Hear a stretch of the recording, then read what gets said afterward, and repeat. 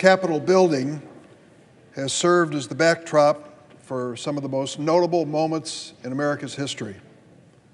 In this building, wars have been declared, peace treaties have been signed, and the march toward progress has either moved forward or has been stopped in its tracks. Today, the members of this Senate have the opportunity to take a monumental step forward. We will vote to confirm a once-in-a-generation legal talent, a jurist with outstanding credentials and a lifetime of experience, and the first ever African-American woman to serve as Justice of the Supreme Court, Judge Ketanji Brown Jackson. Judge Jackson's confirmation will be a glass-shattering achievement for America. Consider this moment in history. When the Supreme Court first met in this building in February of 1801, there were 1 million slaves in this nation, a nation of 5 million people. This very building was built with the labor of enslaved people. And at the time the court met, neither black Americans nor white women had a constitutionally guaranteed right to vote. Women had no place in that first Supreme Court chamber, and black women would only enter to clean it in the dark of the night. We know what followed. America's battle to end slavery saw a bloody civil war, decades of efforts to break down racial barriers, and the efforts continue to this day. And our struggle to enfranchise and empower women did not end with the 19th Amendment 102 years ago. It continues to this day as well, as we strive to give our daughters the same opportunities we give our sons. This confirmation of the first black woman to the Supreme Court honors the history that has come before it. It honors the struggles of the past, of the men and women who waged them. And this confirmation draws America one step closer, one step to healing our nation, one step closer to a more perfect union. Nearly a century after our founding, we guaranteed the rights of citizenship finally to every American, including for the first time those who were born into bondage with the ratification of the 14th Amendment. It took a long century later for us to expand the bounds of liberty again. We ensured the federal government could vigorously protect the right to vote, the most fundamental of rights, with the passage of the Voting Rights Act of 1967. One victory for progress begat the next.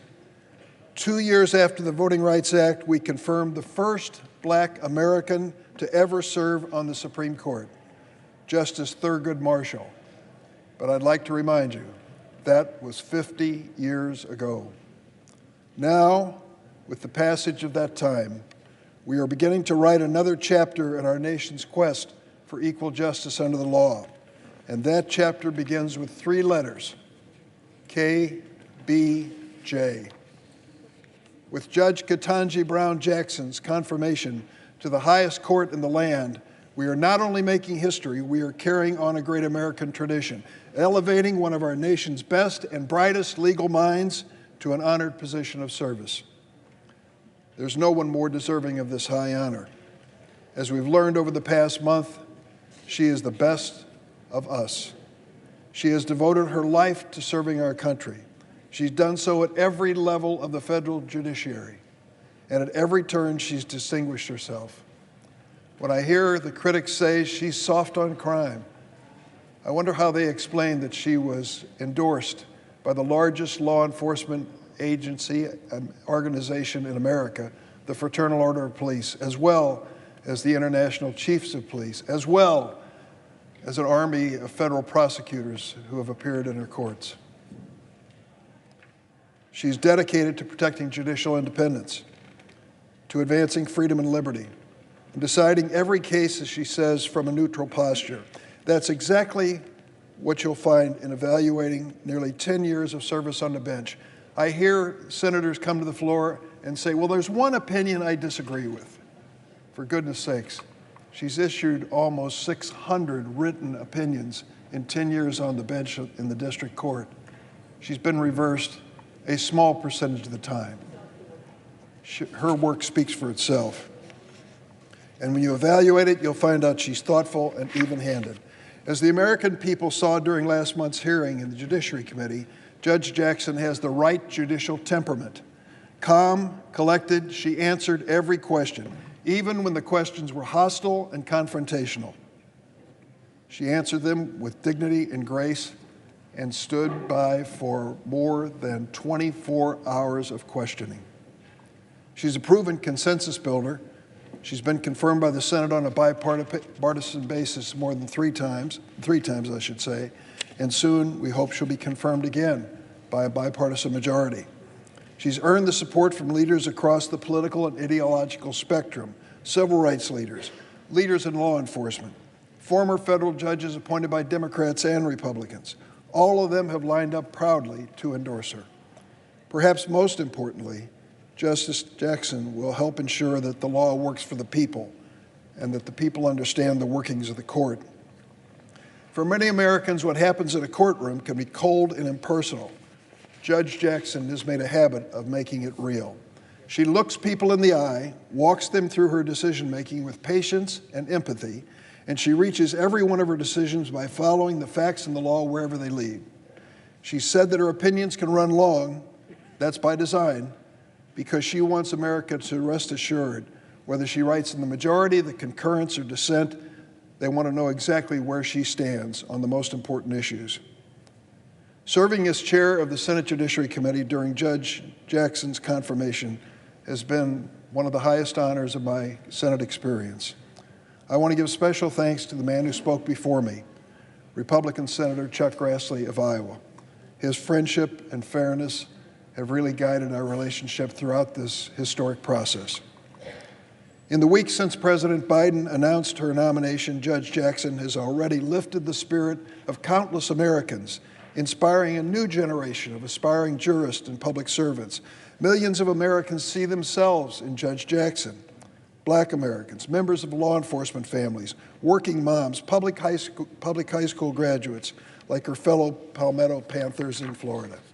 Everywhere I've gone for the last few weeks when I go home, visiting law schools, going to the grocery store, I've been approached by people who've been following this nomination closely. They tell me how deeply impressed they are with Judge Jackson, even under fire from her critics.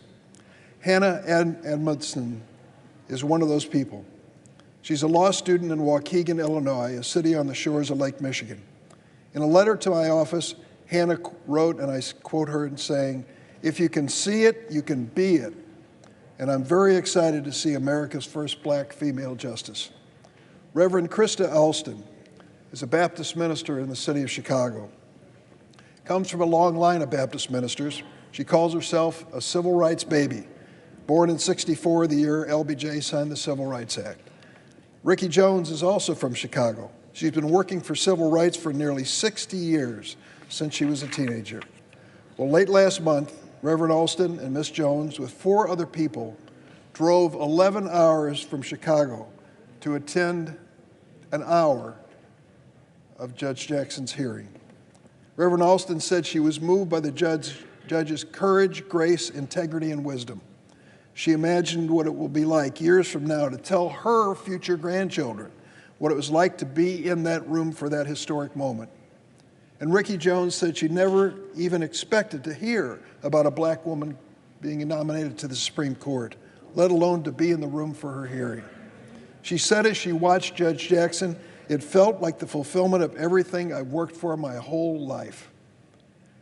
She thought of all the strong black women who came before her and helped make the movement possible. Sojourner Truth, Harriet Tubman, Ida B. Wells, and my personal late friend, the Reverend Willie Barrow, a black woman minister from Chicago who worked alongside Dr. Martin Luther King. This moment was about them too, she said. And this moment is possible because of Judge Jackson and who she is, her qualifications, her integrity, her record of excellence. She has earned her seat on the Supreme Court. That's why it's so unfortunate that several Republicans on the Judiciary Committee did not approach Judge Jackson's hearing with that same level of fairness and respect as their colleagues. Thankfully, there are members of the Senate who are willing to rise above the partisan fray. I want to particularly commend Senator Susan Collins of Maine, Senator Lisa Murkowski of Alaska, and Senator Mitt Romney of Utah for their political courage and their willingness to support a singularly qualified and historic nominee to the Supreme Court. You know, when Senator Romney announced his support for Judge Jackson's confirmation, I couldn't help but remember his father, the late George Romney, who served as governor of Michigan in the 1960s during the height of the civil rights movement. Governor George Romney knew a thing or two about political courage. As a proud Republican governor in 1963, he marched alongside of the NAACP Detroit president Edward Turner in support of civil rights. That same year, when Dr. Martin Luther King organized a march in Detroit, Governor George Romney declared the occasion Freedom Day in Michigan. To my colleague, Senator Mitt Romney, you are your father's son. This week marks 54 years since the shot rang out in Memphis, Tennessee, claiming the life of Dr. Martin Luther King, an American who spoke with greater moral clarity than nearly any other in our history. The night before he died, Dr. King spoke at a rally in support of the city's striking sanitation workers. There was tension in the air. From the moment he set foot in Memphis, he'd received a barrage of death threats. And as Dr. King spoke to the crowd at the Mason Temple, death was on his mind. He said, like anybody, I'd like to live a long life. Longevity has its place, but I'm not concerned about that now. I just want to do God's will, and he's allowed me to go up to the mountain. His next words proved prophetic. Dr. King said, I've looked over, and I've seen the promised land. I may not get there with you, but I want you to know tonight that we as a people will get to the promised land. Ricky Jones said that she thought about Dr. King's prophecy when she realized the Judiciary Committee was voting on Judge Jackson's nomination on the anniversary of Dr. King's death.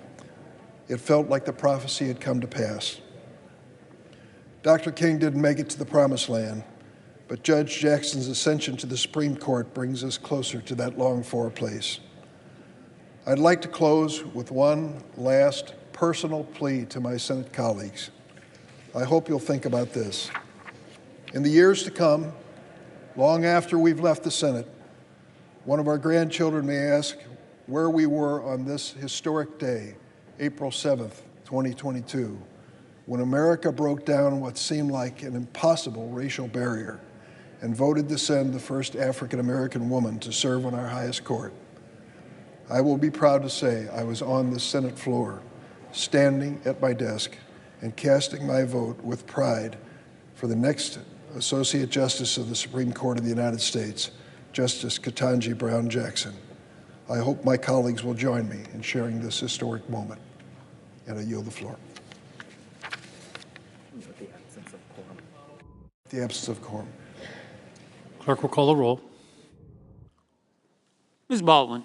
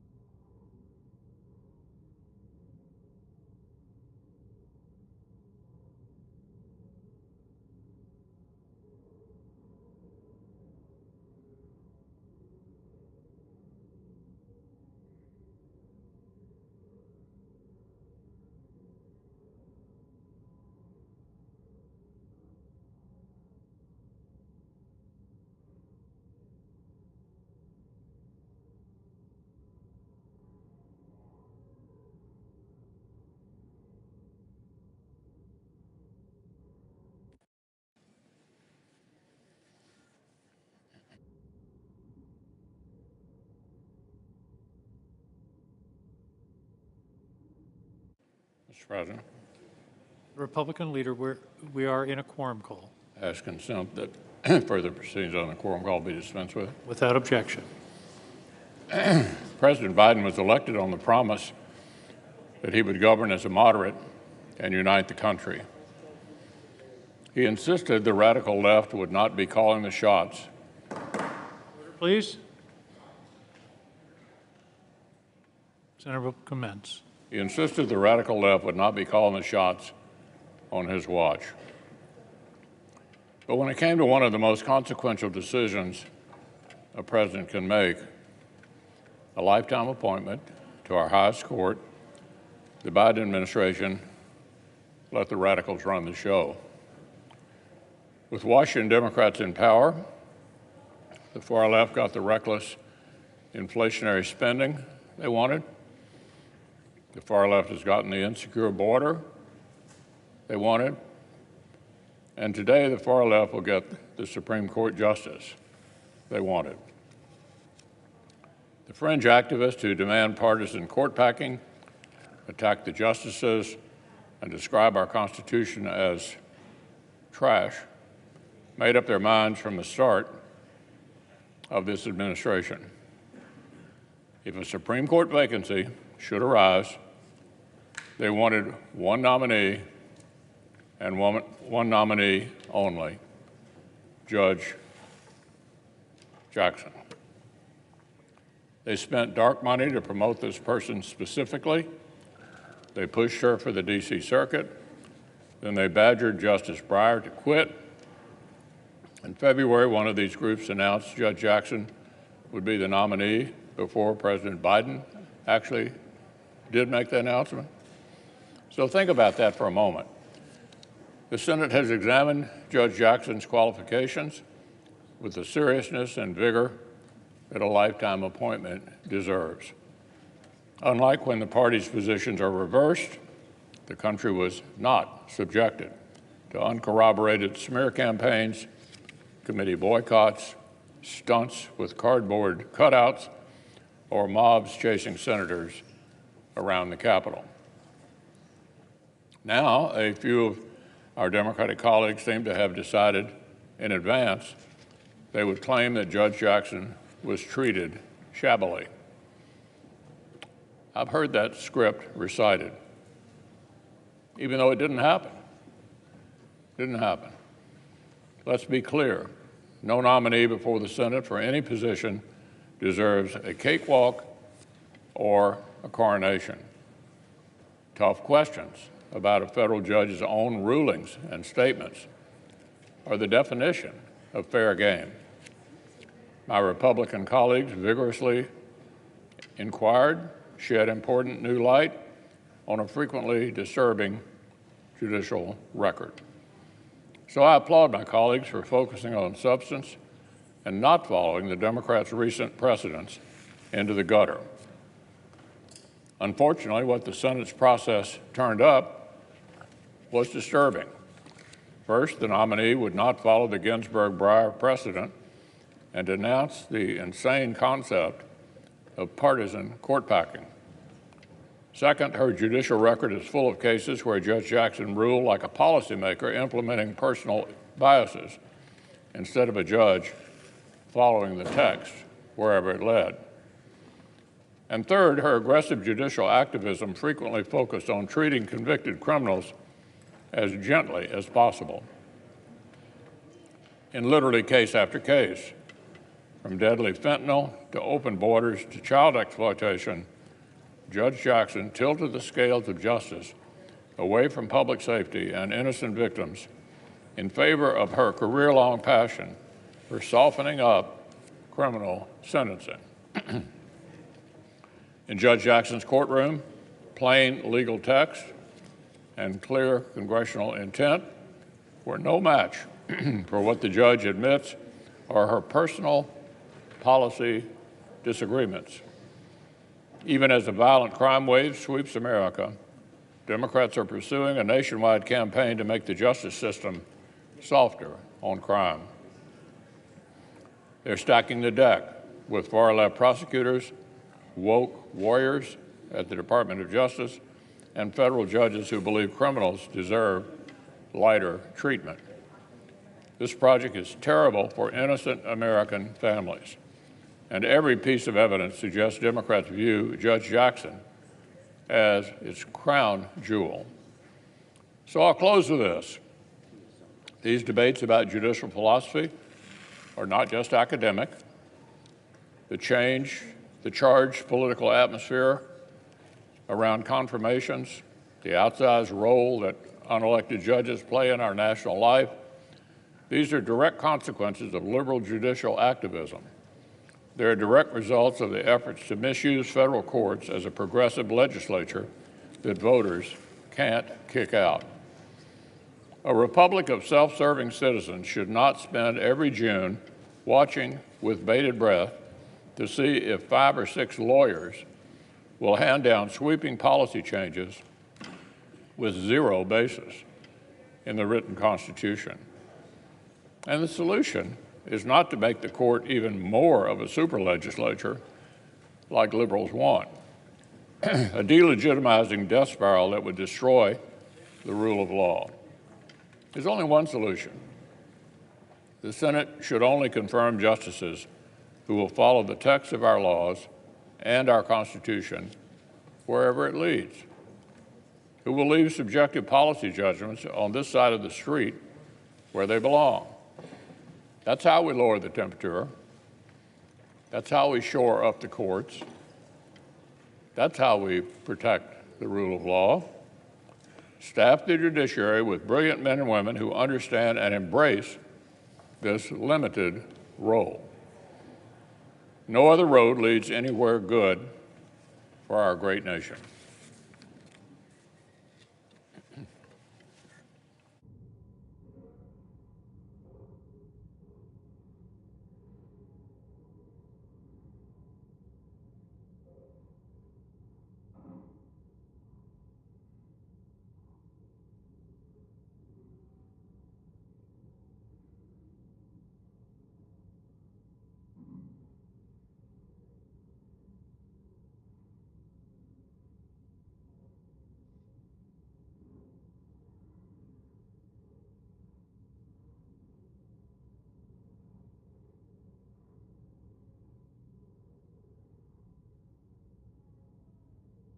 Mr. President.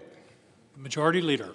Mr. President, this is a wonderful day, a joyous day, an inspiring day for the Senate, for the Supreme Court, and for the United States of America. Today, we are here to vote to confirm Ketanji Brown Jackson as the 116th Justice of the United States Supreme Court. Now, a few days ago, I spoke with a group of 8th graders from Cheektowaga, New York. Many of them were students of color. It was amazing.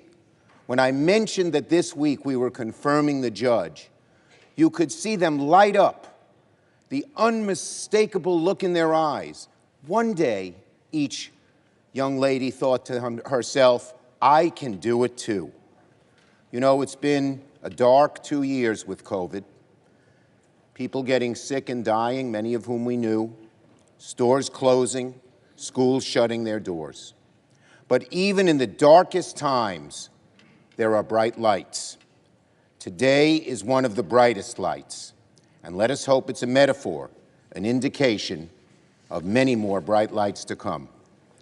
As I've said over and over again, there are 3 words that I think best fit Judge Jackson: brilliant, beloved, belongs.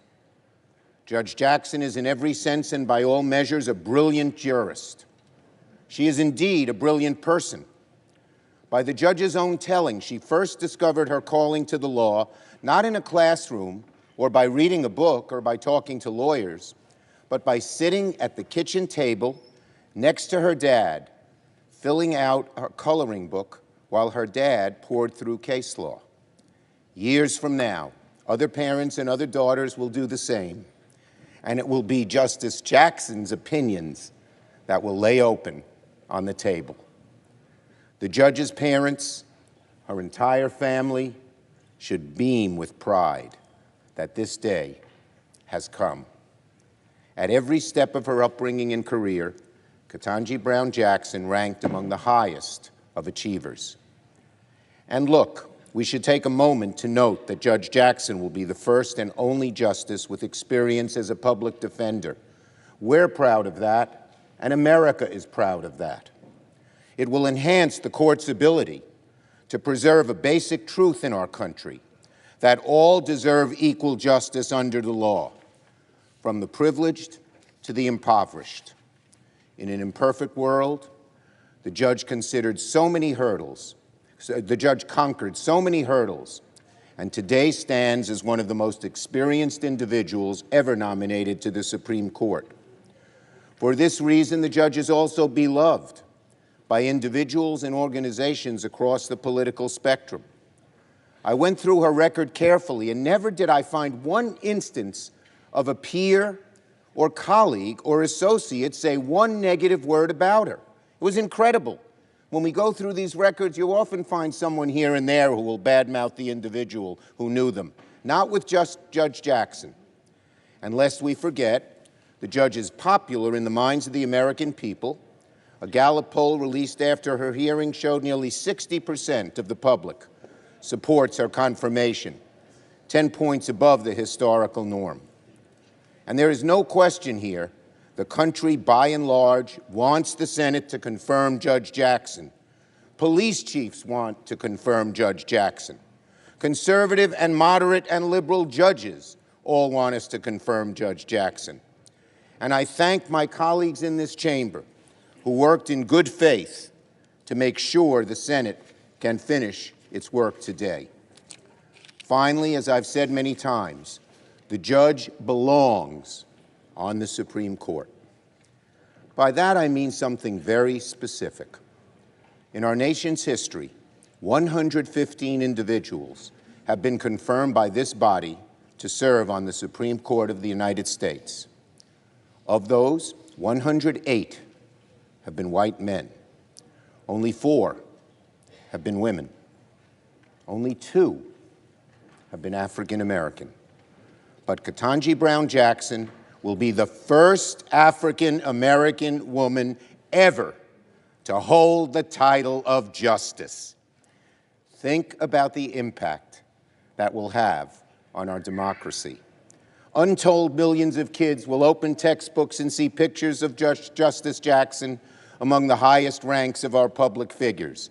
How many millions of kids in generations past could have benefited from such a role model?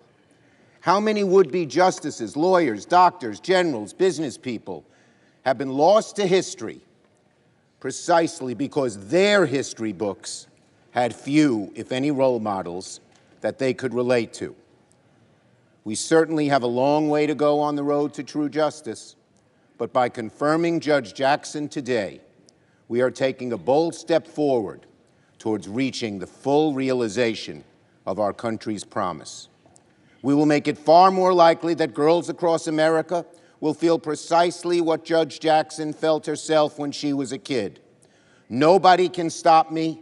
I can do this too. I am brilliant too. I belong too. For all these reasons, increasing the diversity of the court has been one of my highest priorities and one of the highest priorities of our Senate Democratic majority, of whom I am so proud. Justice Jackson is the most important example, but we've been working on this for over a year. Of the 58 Senate-confirmed federal judges since we took the majority, 3/4 have been women. 2/3 have been people of color. And it's not just racial and gender diversity that matters. We have strived to lift up judges that bring diversity through their experience. More public defenders in our courts, more civil rights lawyers, more election lawyers. When Americans of all walks of life come before the court, they should have confidence that those who don the robes have the ability to walk in their own shoes, to see and understand their side of the story, and then apply the law properly according to the facts. One judge at a time, one judge at a time, this majority is expanding the possibility of who merits consideration to the bench. And I would be remiss if I didn't acknowledge my Republican colleagues who joined us on this occasion over the year to achieve this goal. In closing, I want to thank Chairman Durbin for beautifully executing this nomination process. It was equal parts fair, thorough, and expeditious. No easy feat in this modern Senate. I want to thank all of my Democratic colleagues on the Judiciary Committee. You were just fabulous, every one of you, for your respectful and insightful examination of the judge's record. And I want to thank my Republican colleagues who chose to take this process seriously, no matter which side you voted on. The President sent us an impressive nominee. She merited a robust and thoughtful and lively examination. I thank the members who did it precisely that. In short, Madam President, this is one of the great moments of American history.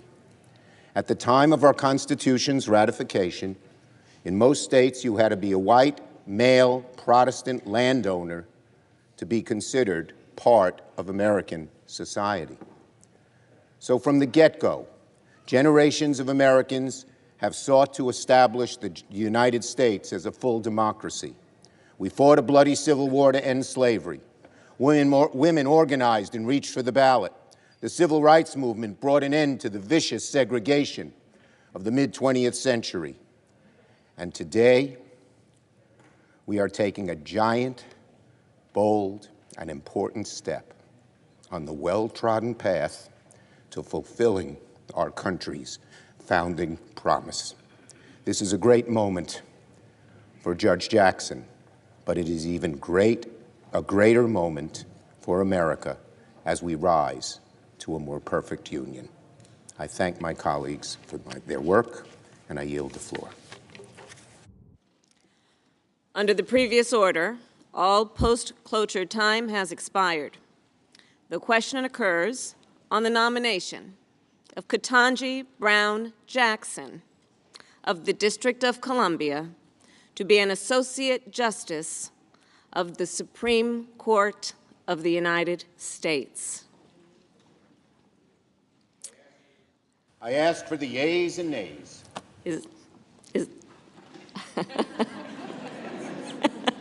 Is there a sufficient second?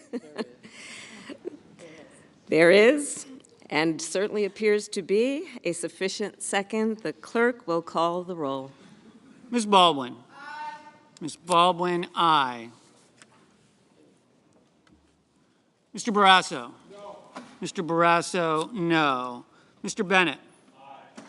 Mr. Bennett, aye. Mrs. Blackburn. Mrs. Blackburn, no. Mr. Blumenthal. Aye. Mr. Blumenthal, aye. Mr. Blunt. No. Mr. Blunt, no. Mr. Booker. Yes. Mr. Booker, aye. Mr. Bozeman. Mr. Bozeman, no. Mr. Braun. Mr. Braun, no. Mr. Brown. Mr. Brown, aye. Mr. Burr. Mr. Burr, no. Ms. Cantwell. Ms. Cantwell, aye. Mrs. Capito. Mrs. Capito, no. Mr. Cardin. Mr. Cardin, aye. Mr. Carper. Mr. Carper, aye. Mr. Casey. Mr. Casey, aye. Mr. Cassidy. Mr. Cassidy, no. Ms. Collins. Ms. Collins, aye. Mr. Coons. Mr. Coons, aye. Mr. Cornyn. Mr. Cornyn, no. Ms. Cortez Masto. Ms. Cortez Masto, aye. Mr. Cotton. Mr. Cotton, no. Mr. Kramer. Mr. Kramer, no. Mr. Crapo. Mr. Crapo, no. Mr. Cruz. Mr. Cruz, no. Mr. Daines. Mr. Daines, no. Ms. Duckworth. Ms. Duckworth, aye. Mr. Durbin. Mr. Durbin, aye. Ms. Ernst. Ms. Ernst, no. Mrs. Feinstein. Mrs. Feinstein, aye. Mrs. Fisher. No. Mrs. Fisher, no. Mrs. Gillibrand. Aye. Mrs. Gillibrand, aye. Mr. Graham. Mr. Grassley. Mr. Grassley, no. Mr. Haggerty? No. Mr. Haggerty, no. Ms. Hassan? Aye. Ms. Hassan, aye. Mr. Hawley? No. Mr. Hawley, no. Mr. Heinrich? Aye. Mr. Heinrich, aye. Mr. Hickenlooper? Aye. Mr. Hickenlooper, aye. Ms. Hirono? Aye. Ms. Hirono, aye. Mr. Hoven? No. Mr. Hoven, no. Mrs. Hyde-Smith? No. Mrs. Hyde-Smith, no. Mr. Inhofe? Mr. Inhofe, no. Mr. Johnson? No. Mr. Johnson, no. Mr. Kane? Aye. Mr. Kane, aye. Mr. Kelly? Aye. Mr. Kelly, aye. Mr. Kennedy? No. Mr. Kennedy, no. Mr. King? Aye. Mr. King, aye. Ms. Klobuchar? Aye. Ms. Klobuchar, aye. Mr. Langford?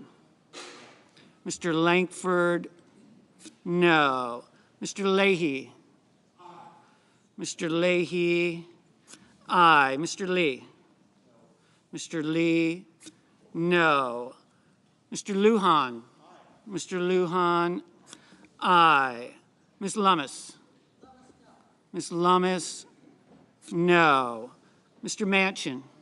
Aye. Mr. Manchin, aye. Mr. Markey? Aye. Mr. Markey, aye. Mr. Marshall? No. Mr. Marshall, no. Mr. McConnell? No. Mr. McConnell, no. Mr. Menendez? Aye. Mr. Menendez, aye. Mr. Merkley? Aye. Mr. Merkley, aye. Mr. Moran? Mr. Moran voted in the negative. Ms. Murkowski? Aye. Ms. Murkowski, aye. Mr. Murphy? Aye. Mr. Murphy, aye. Mrs. Murray? Aye. Mrs. Murray, aye. Mr. Ossoff? Aye. Mr. Ossoff, aye. Mr. Padilla? Aye. Mr. Padilla, aye. Mr. Paul? Mr. Peters? Aye.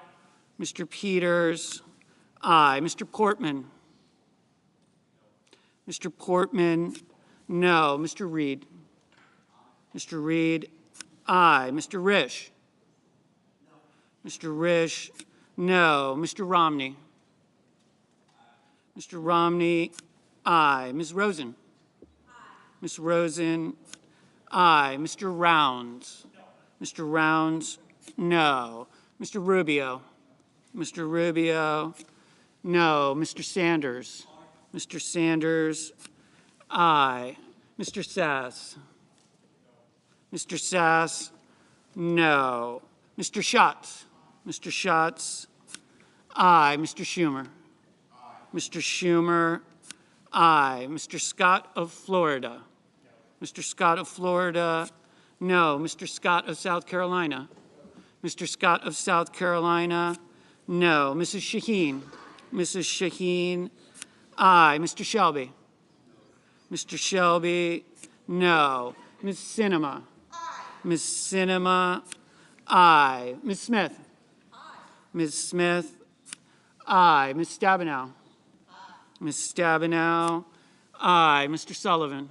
No. Mr. Sullivan, no. Mr. Tester? Aye. Mr. Tester, aye. Mr. Thune?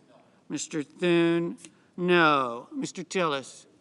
No. Mr. Tillis, no. Mr. Toomey? No. Mr. Toomey, no. Mr. Tuberville? No. Mr. Tuberville, no. Mr. Van Hollen? Aye. Mr. Van Hollen, aye. Mr. Warner? Aye. Mr. Warner, aye. Mr. Warnock? Aye. Mr. Warnock, aye. Ms. Warren? Aye. Ms. Warren, aye. Mr. Whitehouse?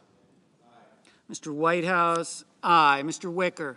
No. Mr. Wicker, no. Mr. Wyden? Aye. Mr. Wyden, aye. Mr. Young?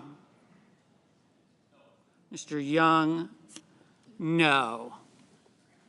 Mr. Graham? Mr. Graham, no.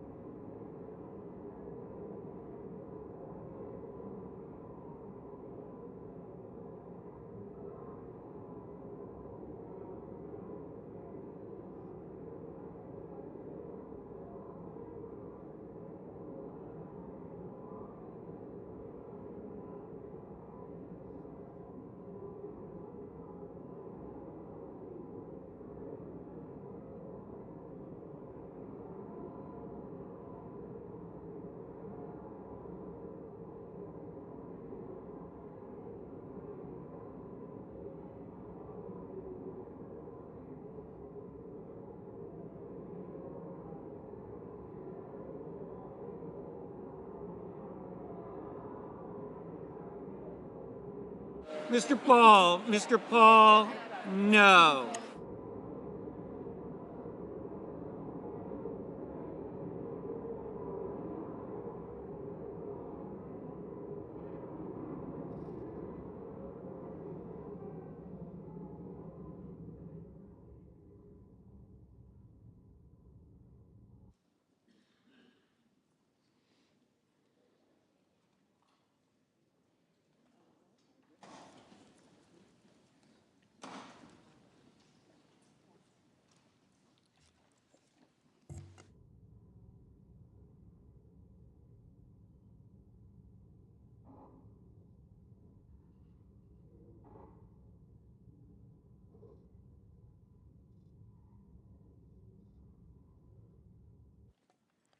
On this vote, the yeas are 53, the nays are 47, and this nomination is confirmed.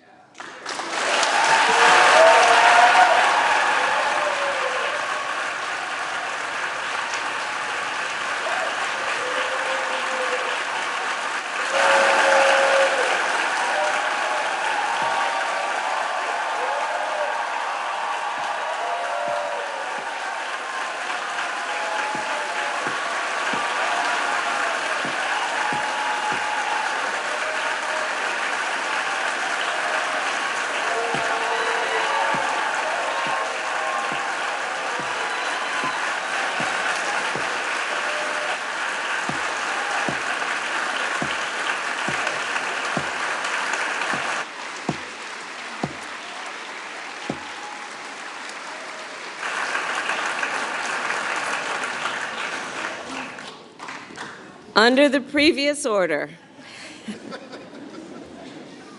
the motion to reconsider is considered made and laid upon the table, and the President will immediately be notified of the Senate's action. Madam President, very happily, I note the absence of a quorum.